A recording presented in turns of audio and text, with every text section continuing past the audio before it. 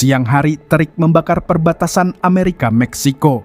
Sinar matahari menembus kabut debu yang berterbangan, sementara jalanan tandus hanya dipecah oleh deru mesin sebuah mobil yang melaju kencang. Di dalamnya, dua perampok tengah dikejar oleh polisi. Salah satu dari mereka terkulai lemah sekarat akibat peluru yang bersarang di tubuhnya. Namun Richard, tokoh utama dalam kisah ini, tidak mengendurkan langkah. Ia tetap berusaha lolos mengarahkan kendaraannya menuju gerbang perbatasan Meksiko.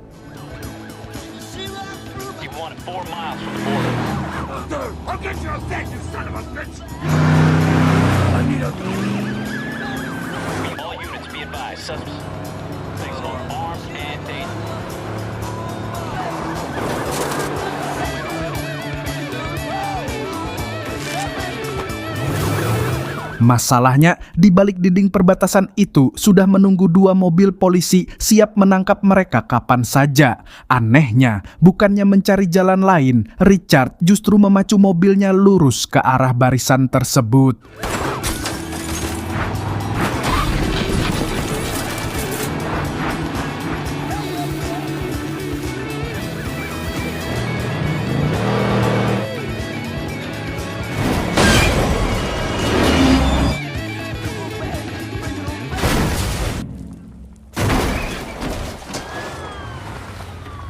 Karena perampokan ini terjadi di wilayah Amerika, seharusnya Richard ditangani oleh pihak kepolisian setempat. Awalnya, Panquest, polisi Meksiko yang berjaga, tidak keberatan. Tapi begitu melihat isi mobil Richard yang penuh uang tunai, niatnya berubah. Dengan alasan wilayah itu termasuk dalam kekuasaannya, ia memutuskan mengambil alih penangkapan. Sejak saat itu, jelaslah satu hal, Panquest bukanlah penegak hukum yang bersih, melainkan polisi korup yang melihat kesempatan di tengah kekacauan. We might have to book them ourselves. Bullshit. These are our prisoners, Vasquez. Not the way I see it, Bill. They on Mexican soil. Fuck you, Vasquez. You thinking about blowing the whistle on me or something, huh? Is that a threat, Cabron? Look, you're corrupt. We're corrupt. There's one difference. We're honest about it. Untuk bisa menikmati seluruh uang yang seharusnya menjadi barang bukti, Vanquez bersama rekan-rekannya menjebloskan Richard ke penjara dengan tuduhan palsu. Namun, bukannya larut dalam kemarahan atau putus asa, Richard justru menghadapi nasibnya dengan santai, bahkan sedikit bersyukur. Setidaknya, kini ia tahu persis siapa yang memegang uang itu. Yang tersisa hanyalah mencari cara untuk mengambilnya kembali. Music deprive you of sleep? Oh, inmates with purse. I see. Get your mind. Sebelum benar-benar masuk ke dalam, para tahanan baru digiring ke sebuah ruangan untuk mendengarkan pengarahan singkat dari kepala penjara. Di antara kerumunan, Richard menyadari keberadaan seseorang dari kedutaan yang sejak tadi memperhatikannya. Entah tujuan orang itu untuk menolong atau sekadar mencari keuntungan pribadi, belum ada yang bisa dipastikan. Tak lama, semua tahanan resmi dipindahkan ke dalam area penjara. Tapi tempat ini jauh dari bayangan penjara pada umumnya. Tidak ada sel, tidak ada rutinitas harian yang kaku. Narapidana bebas berkeliaran, bahkan tahanan pria dan wanita bercampur. Penjara ini bagaikan sebuah kota kecil lengkap dengan berbagai toko, hiburan, dan perdagangan barang terlarang. Bahkan, narkoba pun dijual terang-terangan. Richard yang cerdas segera menyadari untuk bertahan hidup di sini, ia butuh uang. Kesempatan datang ketika ia melihat seorang preman berpengaruh memakai jam tangan emas, tanda bahwa orang itu layak menjadi target. How is that a cigarette?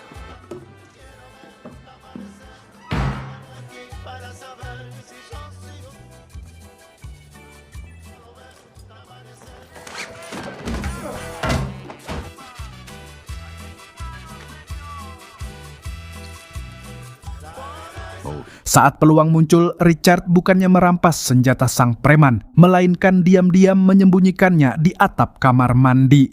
Karena tak ada sel malam itu, mereka yang tak memiliki uang harus tidur beralaskan lantai, termasuk Richard. Keesokan paginya, para tahanan baru diwajibkan bekerja di tempat pembuangan sampah. Di sanalah pemandangan yang membingungkan muncul. Ada beberapa anak kecil yang tinggal di dalam penjara. Belum habis rasa herannya, Richard tiba-tiba dihampiri oleh seorang polisi korup. Bersama 2 rekannya, mereka memaksa mengambil darahnya.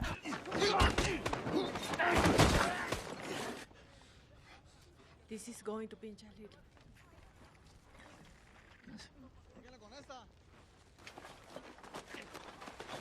Setelah menghabiskan belasan jam di dalam penjara, Richard mulai menyadari satu hal. Tempat ini bukanlah penjara biasa yang dijalankan oleh kepala sipir. Ada sosok lain yang jauh lebih berkuasa, seseorang yang tampaknya berhasil menyuap pihak berwenang dan menjadikan penjara ini sebagai kerajaannya sendiri. Untuk mengetahui lebih banyak, Richard butuh waktu dan tentu saja uang. Agar tidak perlu bekerja di tempat pembuangan sampah setiap pagi, ia mulai menyuap para sipir. Sementara itu, untuk menambah pemasukan, Richard merencanakan perampokan terhadap sebuah toko yang memperdagangkan narkoba di dalam penjara. Seperti biasa, kunci sebuah perampokan adalah pengalih perhatian. Diam-diam, ia menyiram cairan mudah terbakar ke sebuah toilet portable. Begitu api menyambar, kepanikan pun pecah, membuat semua orang berhamburan.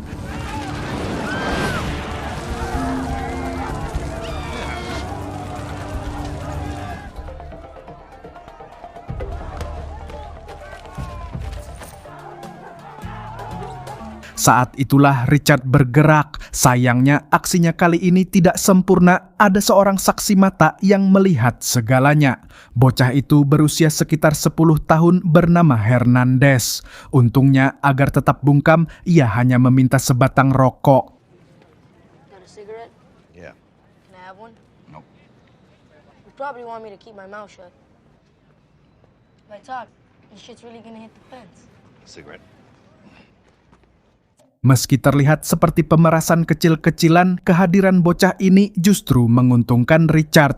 Hernandez ternyata memiliki banyak informasi penting. Dari mulutnya, Richard tahu bahwa keluarga para narapidana diperbolehkan tinggal di penjara selama membayar upeti. Itulah sebabnya ada banyak anak-anak di sini, termasuk Hernandez sendiri. Namun percakapan mereka terputus saat ibunya tiba-tiba datang dan memaksa Hernandez pulang. Solo se lo prendí. Vámonos. Te dije del pinche cigarro.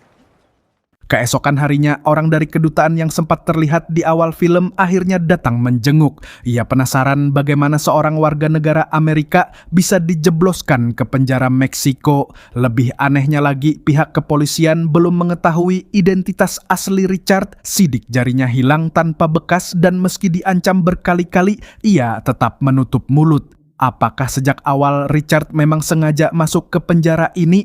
Dan jika iya, untuk tujuan apa? You're not gonna tell me. That's all right. That's all right. That's fine. I can respect that.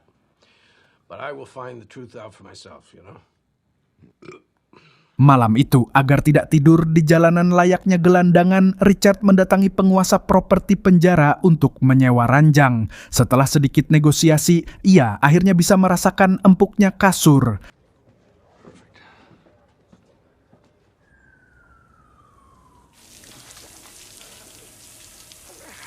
Tapi kegilaan di tempat ini belum berhenti. Saat malam semakin larut, semua sipir terlihat sibuk berjudi ditemani para biduan pilihan.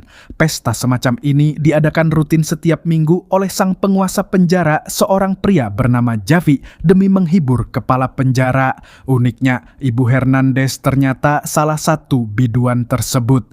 Malam itu, tatapan Richard terus mengarah padanya hingga akhirnya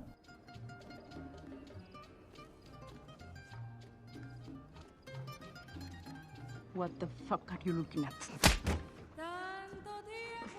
Keesokan paginya, saat Richard tengah mengamati denah penjara, Hernandez kembali muncul.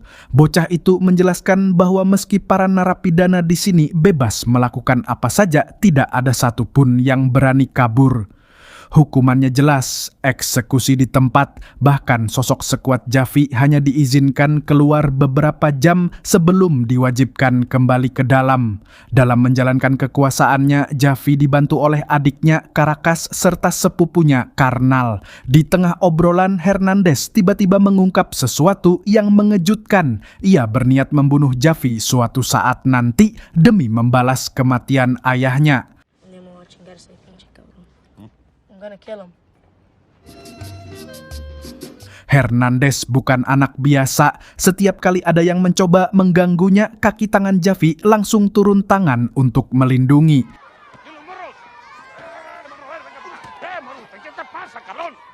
Si vuelves a tocar este morro, te corto tus huevitos, ¿está bien? ¡Órale!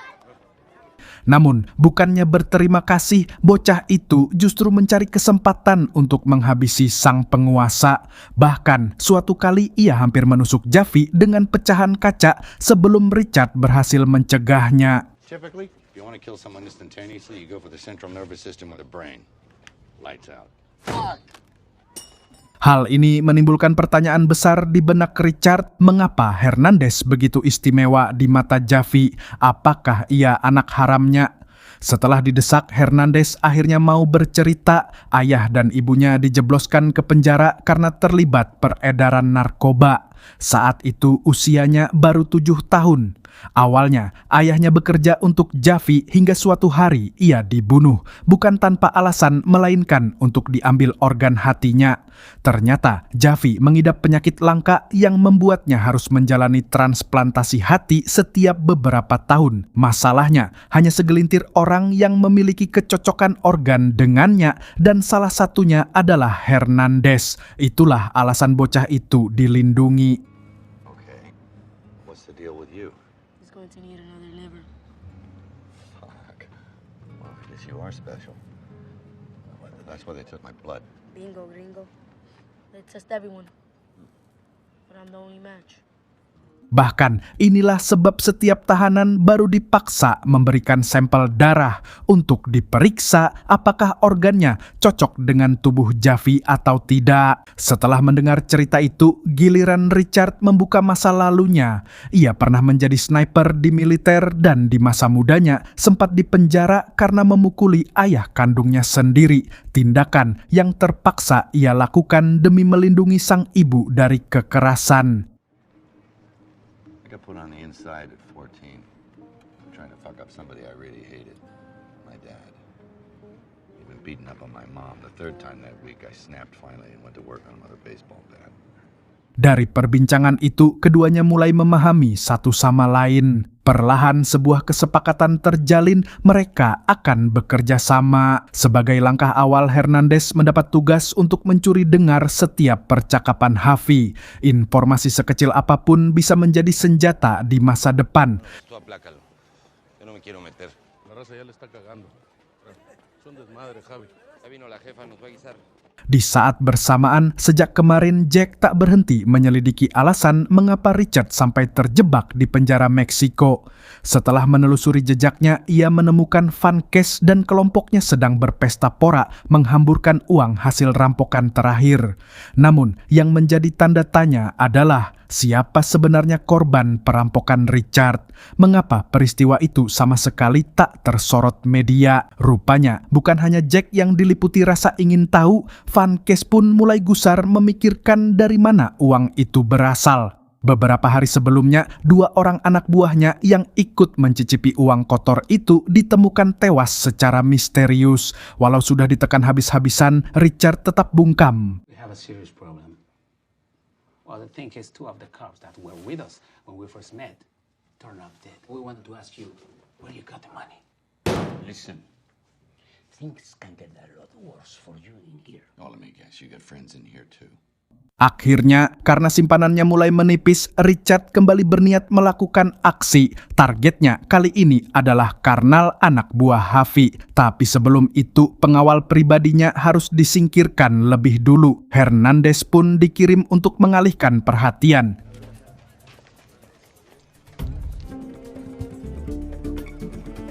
Ven acá, pinche morro. Pinche indio. Ser güero, gente.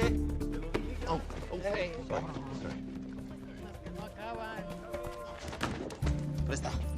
¿Dónde lo sacaste? Headshot. Yeah, well, you spot, I'll shoot. Don't spend it in big chunks, that's how you get... Begitu pencurian berhasil, Richard diajak berbincang empat mata oleh Ibu Hernandez. Dari sana terungkap bahwa Hernandez telah menceritakan rencana mereka bekerja sama untuk menumbangkan Hafi. Mendengar itu, sang ibu merasa lega, bahkan senang karena ada orang yang mau melindungi anaknya.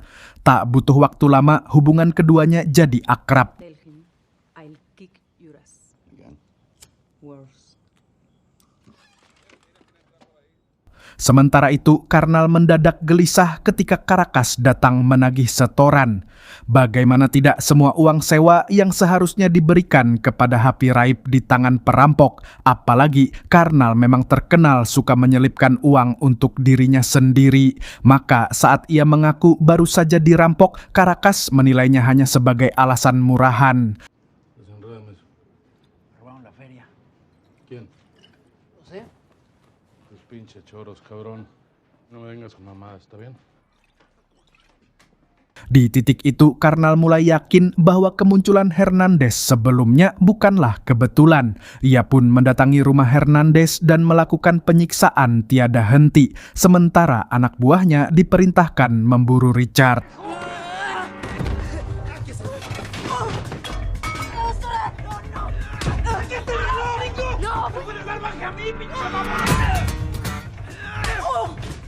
Kecurigaan bahwa keduanya bersekongkol semakin kuat. Untungnya, Richard yang peka terhadap bahaya segera menyadari dirinya jadi target. Ia bergegas ke kamar mandi untuk mengambil pistol yang pernah disembunyikannya.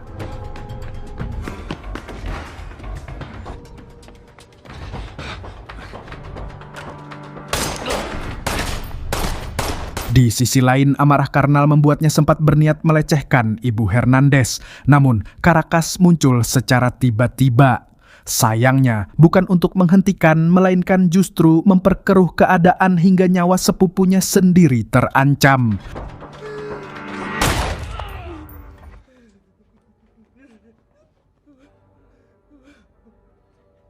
Meski Karnal bersalah, Hafi memilih tetap melindunginya. Alasannya jelas, ibu Karnal adalah bibi yang sangat ia hormati. Bagi Hafi, siapapun yang membunuhnya akan tetap bersalah apapun alasannya. Namun, tepat sebelum eksekusi dilakukan, Richard berhasil membalikan pandangan Hafi. I saved your brother's life. I saved your life too. I protected the kid in the liver. Now tell me you weren't thinking about killing him already. I saved your fucking life twice. Satu masalah terselesaikan, tapi bayang-bayang masalah baru sudah menanti di depan mata. Siang itu, Jack menelpon membawa kabar penting. Ia berhasil melacak polisi korup yang mengambil uang milik Richard. Yang lebih mengejutkan, Jack juga sudah mengetahui asal-usul uang tersebut. Ternyata itu adalah milik seorang bos mafia besar. Jack berniat membocorkan informasi ini kepada pihak mafia. Jika sampai terjadi, sang bos pasti akan mengirim orangnya masuk ke penjara untuk menghabisi Richard. Dan tidak berhenti di situ, mereka juga akan mendatangi Van Kes untuk merebut kembali uangnya. Demi mencegah bencana itu, Richard memilih menemui Caracas dan menawarkan sebuah kesepakatan. Caracas langsung murka begitu tahu ada polisi berani menjebloskan napi tanpa membayar upeti kepadanya. Ia pun memerintahkan 2 orang anak buahnya untuk mendatangi kediaman Van Kes.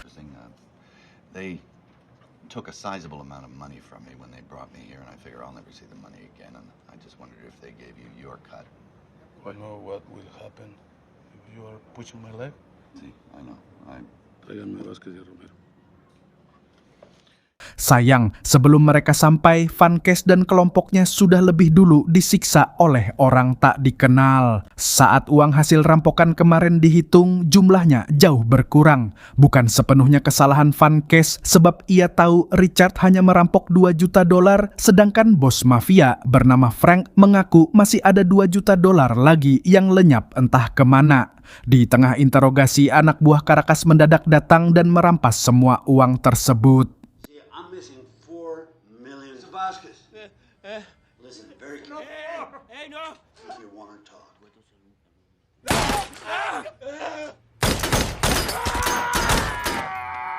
Hey, that's my money.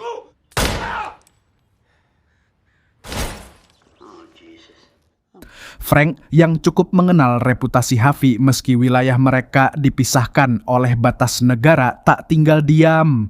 Esok harinya ia mengirim 3 orang kepercayaannya untuk membunuh Richard. Agar bisa menyusup ke penjara, mereka menggunakan jasa Jack sebagai perantara.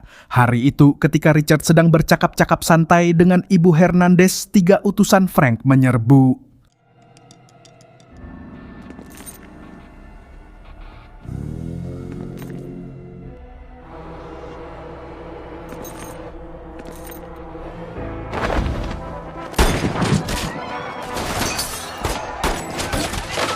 Beruntung tak lama kemudian Caracas datang dan baku tembak pun tak terhindarkan.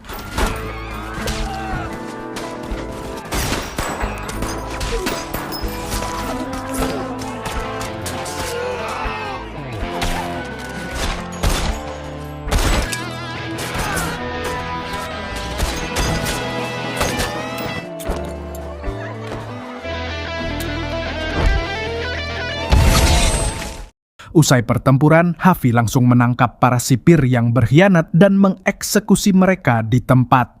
Karena telah membiarkan ketiga musuh itu masuk ke penjara, Richard hampir saja menjadi korban berikutnya. Namun, ia cepat menawarkan perjanjian. Daripada menyewa pembunuh bayaran untuk menyingkirkan pesaing bisnisnya, Harvey cukup membiarkan Richard yang mengurus semuanya. Syaratnya, ia harus dibebaskan dari penjara dan diberi perlengkapan secukupnya. Harvey menerima tawaran tersebut dan segera menyediakan semua yang dibutuhkan, mulai dari kendaraan, identitas palsu, senjata, hingga jalur keluar yang aman. Si me sacan de aquí, arreglo a Frank. Está bueno. Ve y mátalo. Pero pase lo que pase, no regreses aquí. Necesito algo de dinero, armas y un vehículo. Está bueno. Berkat koneksinya, Harvey berhasil menyelundupkan Richard keluar tanpa jejak. Reginald T. Barnes.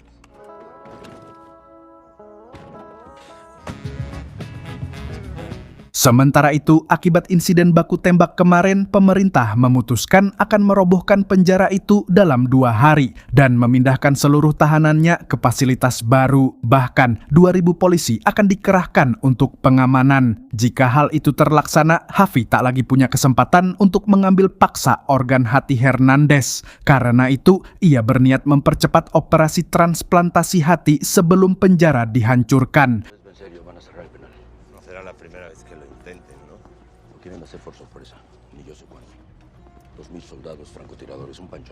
Beruntung, kabar rencana Harvey itu tanpa sengaja terdengar oleh Ibu Hernandez. Tanpa membuang waktu, ia segera menyembunyikan anaknya di sebuah lokasi rahasia. Sementara itu, Richard menyusun langkah untuk memancing Frank keluar dari persembunyiannya. Dengan kepandaiannya, ia menyamar sebagai seorang artis dan menelepon pengusaha kapal tanker bernama Kaufman. Berkat penyamaran yang meyakinkan, Richard berhasil membuat sang miliuner percaya dan sepakat untuk bertemu keesokan paginya. Interesting. You think you could make it to my office tomorrow morning? Yeah, I'll have my assistant, Mr. Barnes, be in touch with your assistant. Great. You'll make my day. Namun, ada kendala lain. Sejak keluar dari penjara, 2 orang tak dikenal terus membuntutinya. Richard menduga mereka adalah orang suruhan Harvey. Untuk menyingkirkan mereka, ia berpura-pura mampir ke minimarket membeli burger. Makanan itu diam-diam ia selipkan ke dalam knalpot mobil target, membuat kendaraan tersebut mogok di tengah jalan. Pop the fucking hood, man. Begitu merasa aman, Richard kembali mengangkat telepon. Kali ini ia menghubungi bos mafia melalui pengacara Frank, tetap dengan samaran sebagai Kaufman, pengusaha kapal tanker yang tadi ia tipu. Intinya, Richard ingin mengundang Frank ke sebuah lokasi yang telah ia atur untuk esok pagi dengan umpan berupa tawaran kerjasama di bisnis ilegalnya. Si pengacara yang menganggap ini peluang emas langsung mendatangi Frank untuk menyampaikan kabar gembira tersebut. He wants to do business with us, Frank. Okay. Di sisi lain, sejak semalam Ibu Hernandez terus disiksa. Hafi mulai kehilangan harapan karena gagal menemukan si bocah.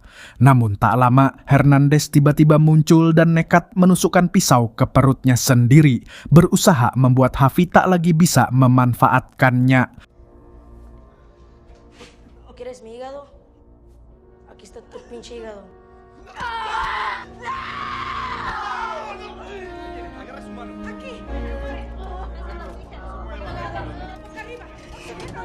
Sayang, pengorbanan itu sia-sia karena dokter berhasil menyelamatkan nyawanya.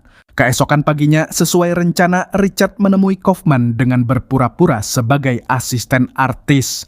Tak lama berselang, Frank bersama pengacaranya juga tiba di lokasi. Lucunya, asisten Kaufman malah mempersilakan mereka masuk mengira Frank adalah bagian dari rombongan Richard. Namun sebelum mereka benar-benar masuk, Richard sudah lebih dulu membius Kaufman. Menariknya, sejak awal Frank ternyata belum pernah melihat wajah asli Richard secara langsung. Kalau dipikir-pikir memang masuk akal. Saat perampokan kemarin, Richard menggunakan topeng sehingga Frank tak pernah melihat wajahnya.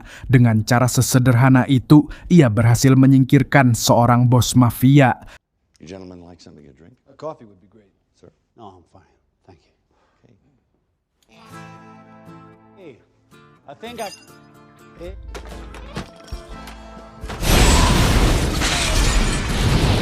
Kini waktunya kembali ke penjara untuk merebut kembali uang yang ditinggalkannya. Namun, di perjalanan ia menyempatkan diri singgah untuk melunasi dendam pada Jack yang saat itu sedang bersantai bersama seorang biduan.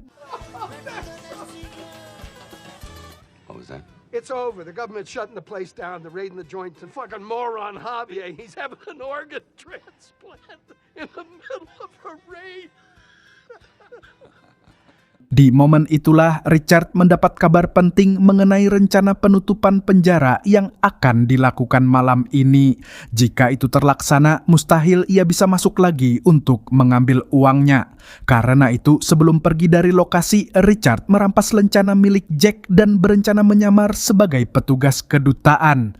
Akhirnya, malam yang dinanti pun tiba. Ribuan polisi mengepung penjara, namun Hafi tetap bersikeras melanjutkan operasi transplantasi.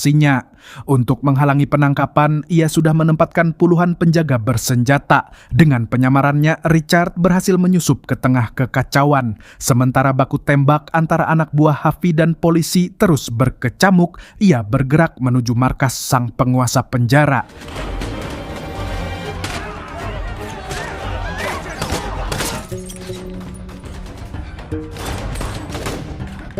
Niat awalnya adalah mengambil kembali uang sebelum dibawa orang lain, namun janji yang pernah ia ucapkan pada Hernandez membuatnya berbelok arah. Begitu melihat kesempatan, ia langsung menyusup ke ruang operasi. Di sana, Richard berhasil membuat Caracas tak berdaya dan memaksa pembebasan Ibu Hernandez. Ia sudah menduga Caracas akan mencoba menjadikannya sandera, sehingga sebelum itu terjadi, ia menyiapkan rencana cadangan. Mereka berdua lalu menyamar sebagai perawat.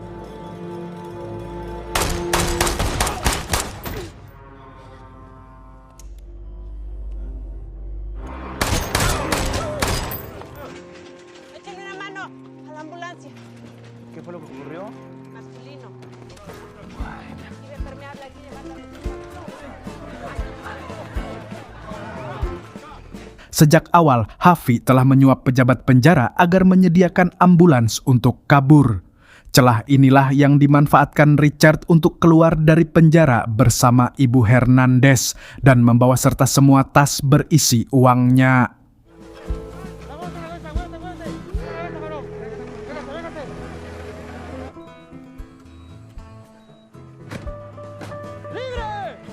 Keesokan harinya, Richard menuju lokasi pembuangan untuk mengambil sisa hasil rampokan. Ternyata, uang itu selama ini tersimpan rapi di bagasi sebuah mobil.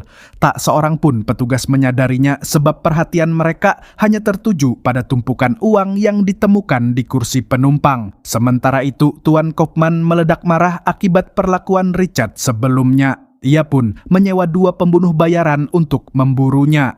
Namun lucunya sejak awal Richard memperkenalkan diri dengan menggunakan identitas orang lain. Akibatnya justru orang itulah yang menjadi incaran sementara Richard bisa dengan tenang menikmati masa pensiunnya.